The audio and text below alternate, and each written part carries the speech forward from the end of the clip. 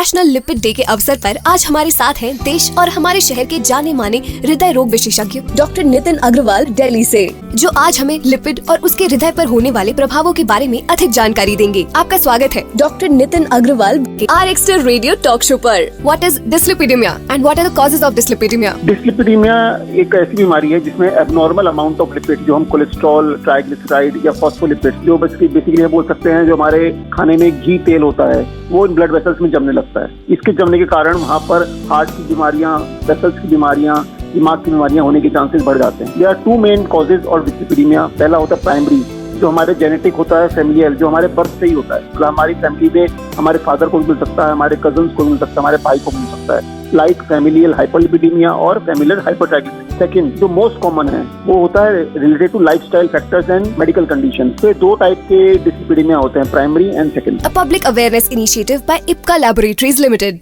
National lipid day के अवसर पर आज हमारे साथ हैं देश और हमारे शहर के जाने माने हृदय रोग विशेषज्ञ डॉक्टर नितिन अग्रवाल भोपाल से, जो आज हमें लिपिड और उसके हृदय पर होने वाले प्रभावों के बारे में अधिक जानकारी देंगे। आपका स्वागत है doctor Nitin Agarwal RxStar radio talk show पर। What are the normal blood cholesterol, LDL and HDL levels? हमारे बॉडी में 3-4 प्रकार के कोलेस्ट्रॉल होते हैं, like LDL, HDL, VLDL and triglyceride. इसमें से दो इंपॉर्टेंट है जो हार्ट की और दिमाग की वेसल्स के लिए इंपॉर्टेंट है। एक होता है LDL को बोलते हैं low density lipoprotein. This is considered as a bad cholesterol because ये हमारे वेसल्स में प्लाक्स बनाता है। प्लाक्स बन के वहाँ पर कोलेस्ट्रॉल जमने लगता है। फिर कभी ब्लड गाढ़ा होता है तो वहाँ पर खून का थक्का जम जाता है, तो अल्टीमेटली वो बस करके कई बार हार्ट अटैक बन जाता है। तो LDL को याद रखने का मतलब होता है LDL, least desirable lipoprotein. What are the normal blood cholesterol, LDL and HDL levels? हमारे बॉडी में 3-4 प्रकार के कोलेस्ट्रॉल होते हैं, like LDL, HDL, VLDL and triglyceride. इसमें से दो इंपॉर्टेंट है जो हार्ट की और दिमाग की वेसल्स के लिए इंपॉर्टेंट है। एक होता है LDL को बोलते हैं low density lipoprotein. This is considered as a bad cholesterol because ये हमारे वेसल्स में प्लाक्स बनाता है। प्लाक्स बन के वहाँ पर कोलेस्ट्रॉल जमने लगता है। फिर कभी ब्लड गाढ़ा होता है तो वहाँ पर खून का थक्का जम जाता है, तो अल्टीमेटली वो बस करके कई बार हार्ट अटैक बन जाता है। तो LDL को याद रखने का मतलब होता है LDL,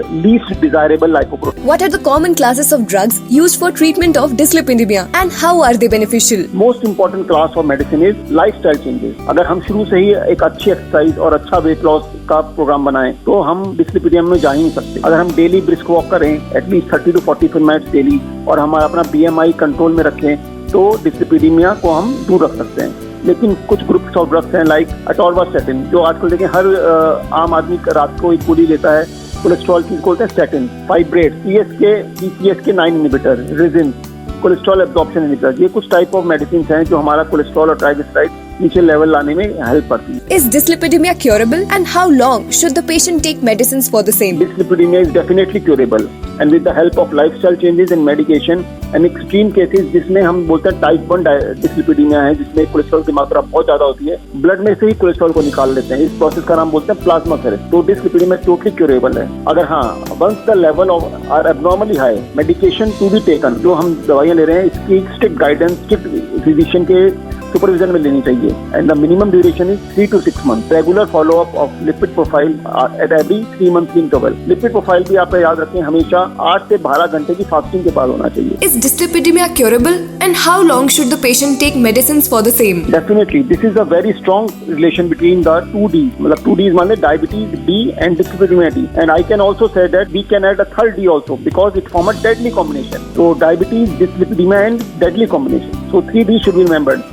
And almost more than 2/3 of the diabetic patients are dyslipidemic. मतलब 65 से 70% डायबिटीज पेशेंट्स आर डिस्लिपिडेमिक है। इनकी ब्लड की मात्रा में ट्राइग्लिसराइड बढ़ा हुआ होता है, HDL जो अच्छा कोलेस्ट्रॉल कम होता है, और LDL के छोटे पार्टिकल्स बहुत बड़े हुए होते हैं। तो diabetes and dyslipidemia are strongly correlated with the deadly combination. A public awareness initiative by Ipka Laboratories Limited.